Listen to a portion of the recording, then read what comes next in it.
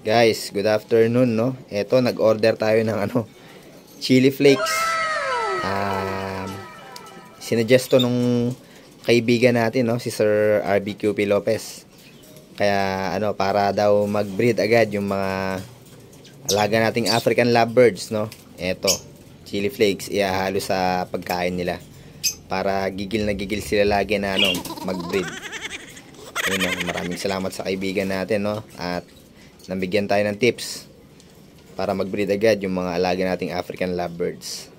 Yun, maraming salamat po. Yun. Shoutout nga pala kay Sir Ariel Madriaga Wahe. Siya, Good Samaritan, no? Kwento ko lang. Si Sir Daryl Aranyo ng Nueva Ecija, yung kaibigan natin, no? Ang work niya kasi basta siya sa Smart, no?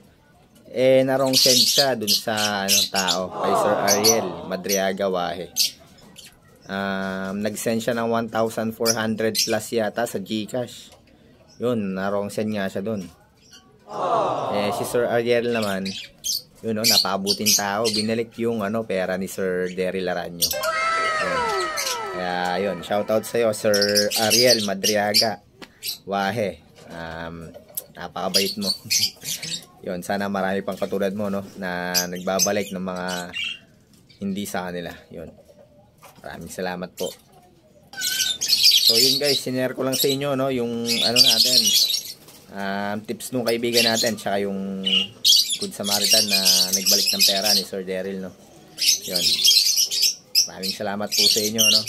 At yun, Sir Daryl, marami na nabigay na ibon sa atin. Yun, maraming salamat. Kaya yun, sabi niya sa akin, baka pwedeng i-shoutout sa sa next vlog. Nakalimutan na natin kaninang umaga nung nag-vlog tayo. Kaya yun, ngayon gumagawa ako ng vlog para ma-shoutout natin si Sir Ariel. Yun, sana tularan siya ng mas maraming tao. Yun, maraming salamat po. Ingat and God bless mga kaibon, mga kalapatids.